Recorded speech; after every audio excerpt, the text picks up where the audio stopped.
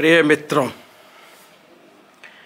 आज जो मैं केस आपको बताने वाला हूँ वह उस समय का है जब डीएनए फिंगरप्रिंटिंग का आविष्कार नहीं हुआ था। ये जानना बहुत ही आश्चर्यजनक होगा कि उस समय जब डीएनए फिंगरप्रिंटिंग या डीएनए प्रोफाइलिंग डेवलप नहीं थी और डिस्प्यूटेड पैटर्निटी के केसेस आते थे तो हम उनका समाधान किस प्रकार करते थे। आज का केस 16 नवंबर 1981 का इलाहाबाद से है। 16 नवंबर 1981 को एक हॉस्पिटल में दो लेडीज़ भर्ती होती हैं डिलीवरी के लिए। एक का नाम भारती राज है और उनके पति का नाम देवराज है, और दूसरी वुमेन जो है उनका नाम अलका सचदेवा है और उनके हस्बैंड का नाम सुमेश सचदेवा है। दोनों को एक साथ बच्चे पैदा होते हैं। बच्चे पैदा होने के बाद भारती ने यह क्लेम किया, जिनको ट्विन हुए थे, कि उनको ट्विन बच्चे पैदा हुए हैं, जिनमें से एक लड़का था और एक लड़की थी, और मिसेस सचदेवा ने उनमें से जो एक लड़का था अपनी लड़की से बदल दिया। इसलिए हॉस्पिटल से उन्हें ट्विन बच्चियां मिली और जो सचदेवा थी, मिसेस सचदेवा थी, उनको एक लड़का मिला। उन्होंने यह पटिशन 1982 में 6040 नंबर 1982 में डाली के नंबर से डाली।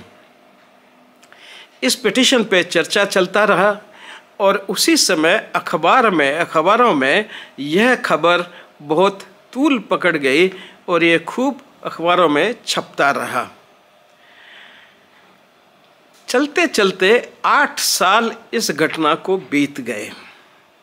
इसी में, जबकि ये केस 82 में डाला गया था, लेकिन कोई निर्णय नहीं हो पाया, और 8 साल बाद 1989 को जस्टिस एसआर भार्गवा ने यह आदेश दिया कि इन बच्चों को और परिवारों को all India institute of medical sciences में भेजा जाए और वहाँ पे ये सेटल किया जाए ब्लड एग्जामिनेशन करके कि यह बच्चा किसका और क्या कुछ ऐसा हुआ है क्या। भारती राज का आगे और कहना था कि अलका सचदेवा और उनके पति सुमेश सचदेवा ने उस बच्चे को जो उन्होंने उससे चुराया था उसे अपने एक मित्र मिस्टर गूमर को दे दिया, जो उस बच्चे को कनाडा लेकर चले गए।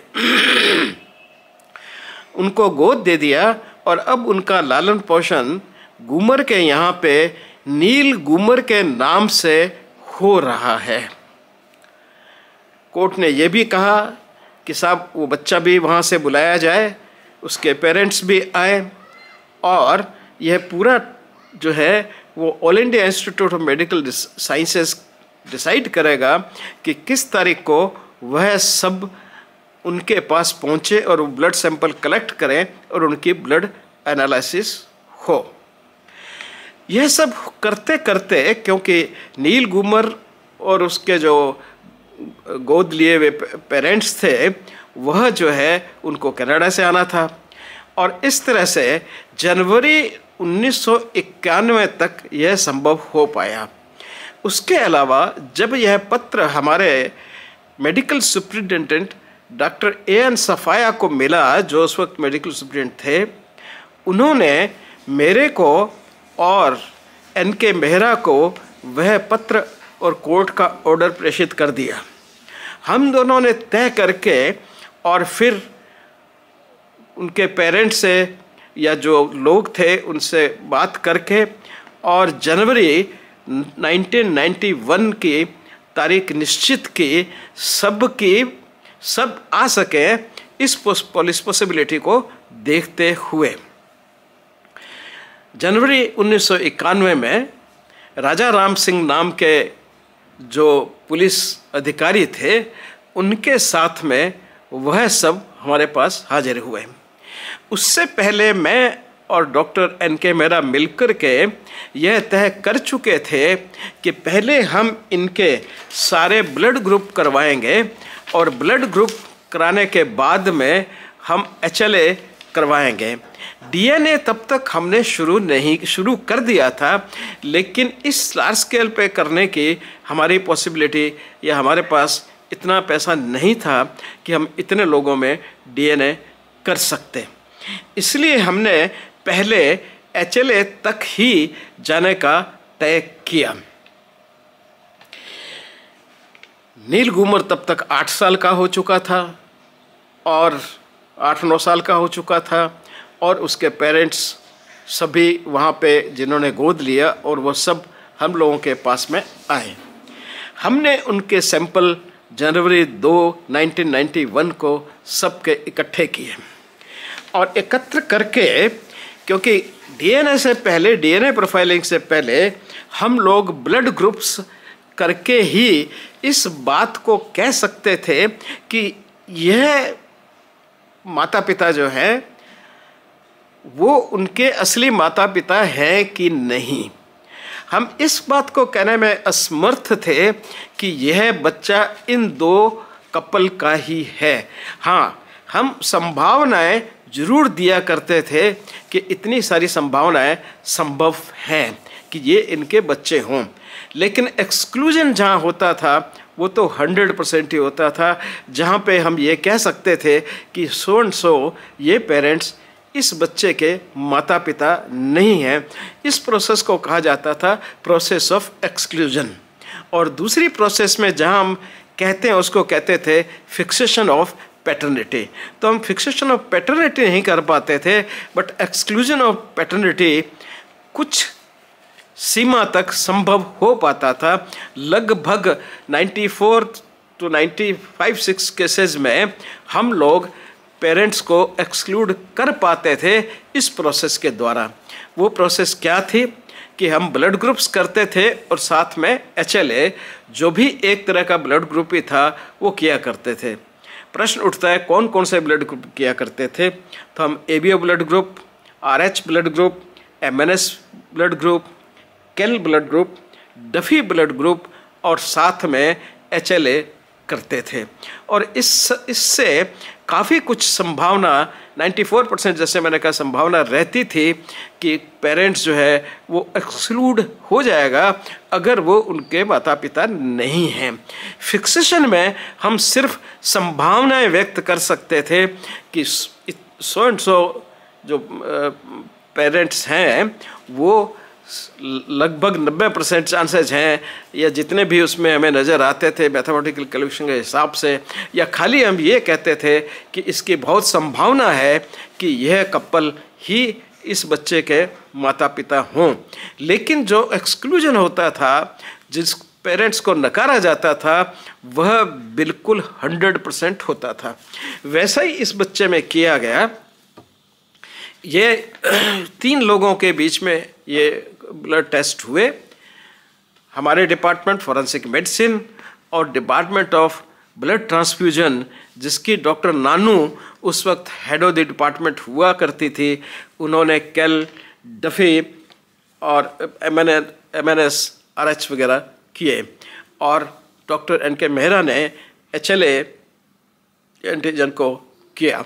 और ये सब रिपोर्ट जब सामने आई तो हम बड़े आसानी से कह सके कि फैमिली नंबर 1 यानी कि जिन्होंने दावा कर रखा था मिसेस भारती राज, जो कि वहीं एक लोकल कॉलेज में प्रवक्ता थीं, लेक्चरर थीं, और उनके पति देवराज जो हैं वो फैमिली नंबर 1 हमने उनको डेजिग्नेट किया था और हमने कहा कि वो नील गुमर के, जो उस वक्त मिस्टर गुमर की कस्टडी में थे, लेकिन वास्तविक में बच्चे वो सचदेवा फैमिली के थे, वह भारती और देवराज, मिसेस भारती राज और देवराज के बच्चे नहीं हैं, फैमिली 1 को बिलोंग नहीं करते हैं, और संभवतया जो फैमिली नंबर 2 है सचदेवाज हैं, वही उसके माता पिता हैं। यह सारी रिपोर्ट बना करके हमने इलाहाबाद हाई कोर्ट को SR भार्गवा साहब को भेज दी। हाँ, इस सब काम करवाने के लिए, असिस्ट करने के लिए राजा राम सिंह नाम के पुलिस अधिकारी उस वक्त डिप्यूट हुए थे, जिन्होंने ही आकर के उन सब का आइडेंटिफिकेशन किया, ये लोग हैं, क्योंकि हमें तो नहीं पता कौन लोग हैं, तो उन सबको आइडेंटिफाई करना पड़ता है। इसलिए कोर्ट का डिप्यूटेड ऑफिसर आकर के उनको लाता है और आइडेंटिफाई करता है कि ये व्यक्ति हैं, ये व्यक्ति हैं। खैर, हम फिंगरप्रिंट्स वगैरह अपने रिकॉर्ड तो सब लेते ही हैं, लेकिन फिर भी उनका असली जो पहचान है वो तो कोर्ट द्वारा जो नियुक्त ऑफिसर होता है वही करता है। वैसा ही हुआ, राजा राम सिंह जो कोर्ट द्वारा नियुक्त थे, उन्होंने आके किया और उसी को हमने बाद में रिपोर्ट्स प्रेषित कर दी, जो उन्होंने कोर्ट के समक्ष उनको पेश किया। इसका सॉल्यूशन कोर्ट ने निकाला, ऐसा अखबारों से प्रतीत होता है। कुछ कटिंग्स यहाँ लगी हैं जो मैं लगा दूंगा न्यूज़पेपर्स की, जिसमें बाद में यह बताया गया कि इस समस्या का समाधान करके कोर्ट ने इस केस को सुलझा दिया। तो ये थी कहानी नील गुमर की और डिस्प्यूटेड पैटर्निटी की, जो हमने DNA फिंगरप्रिंटिंग से किया। इस तरह के बहुत से केसेस हम लोग करते रहे, कोई एक केस नहीं था ये, इससे पहले भी बहुत सारे केसेस में किया।